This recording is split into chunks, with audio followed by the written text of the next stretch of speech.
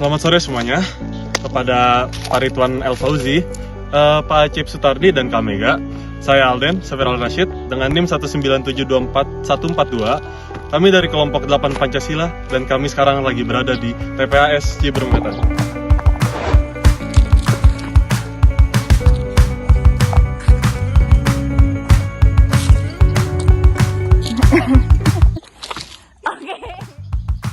Halo, perkenalkan nama saya Fatia Dudina dengan NIM 197244334. Halo, saya Gabriela Kusinta Bolon dengan NIM 197244070.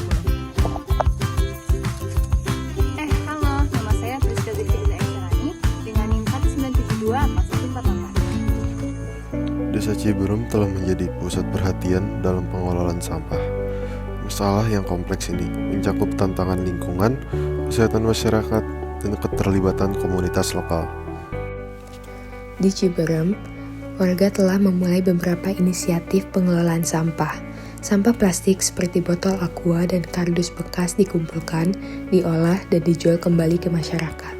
Selain itu, warga memiliki mesin pengelola sampah yang terdiri dari traktor dan alat pembakar manual yang dibuat sendiri. Selama survei kemarin, kita juga baru mengetahui bahwa Desa Ciberem sendiri memiliki komunitas penanggulangan daur ulang sampah yang dipenuhi oleh warga dari anak-anak muda, remaja, sampai warga di bawah 40 tahun.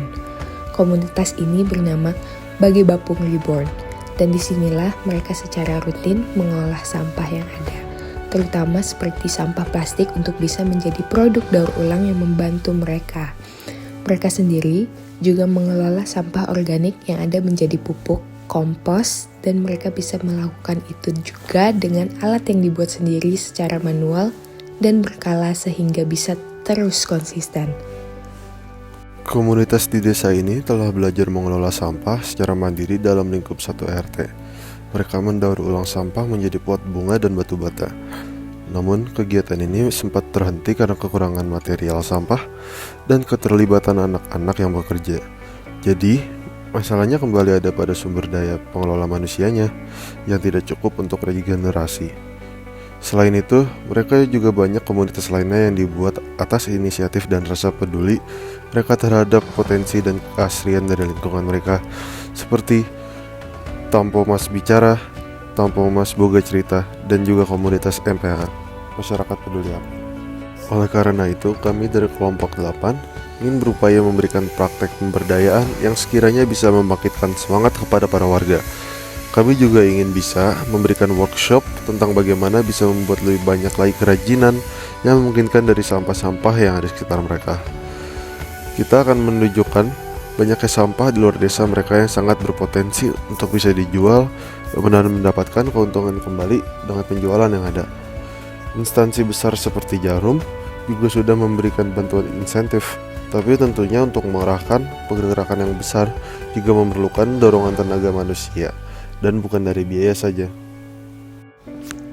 Warga Ciberem menolak keberadaan TPAS di Ciberem Wetan karena wilayah tersebut masih memiliki potensi sumber daya alam yang baik, seperti tembakau, hutan pinus, dan lahan pertanian. Warga meminta agar TPAS dipindahkan ke lokasi yang lebih jauh dari pemukiman untuk melindungi lingkungan. Sayangnya, respon yang diharapkan dari instansi pemerintah yang berwenang tidak didapatkan sampai detik ini. Warga desanya yang kena musibah jadinya, ucap dari Sekretaris Desa, Bu Deti, dan Bu Otah. Memang benar, akibat pengelolaan sampah yang kurang diberdayakan dengan struktur yang seksama dan mesin yang memfasilitasi secara menyeluruh, lahan warga akhirnya tidak bisa dimanfaatkan dengan maksimal. Kendati lahan tersebut dekat dengan yang harusnya bisa menjadi daerah perkemahan sehingga bisa menjadi tempat sumber mata pencaharian karena adanya potensi hutan pinus, tidak bisa dialokasikan dengan baik karena pemandangan dan keasriannya yang sudah ditutup dengan penimbunan TPAS ini. TPAS yang lokasinya dekat pemukiman juga seringkali tidak diminati warga karena terganggunya jalur mobilisasi. Asap dari pembakaran sampah di TPAS menyebabkan masalah kesehatan bagi warga, termasuk ispa dan penyakit kulit. Asap yang turun ke pemukiman pada pagi dan sore hari mengganggu kualitas hidup masyarakat. Selain itu, jalur mobil truk pengangkut sampah yang memotong lahan hutan dan pertanian memperburuk kondisi lingkungan. Desa Ciberem, meski terdampak masalah ini, tidak mendapatkan manfaat yang signifikan. Justru, warga seringkali terkena dampak negatif seperti kebakaran dan pencemaran udara, tanpa adanya insentif atau bantuan yang cukup dari pemerintah. Kesimpulan dan tindakan lanjut yang kita dapat pikirkan adalah krisis sampah di Desa Ciberem membutuhkan perhatian lebih dari berbagai pihak. Dengan inisiatif yang ada, warga sudah menunjukkan kemandirian dalam mengelola sampah. Namun diperlukan dukungan lebih lanjut, baik dari pemerintah maupun pihak swasta, untuk memastikan keberlangsungan pengelolaan sampah yang berkelanjutan dan aman bagi lingkungan.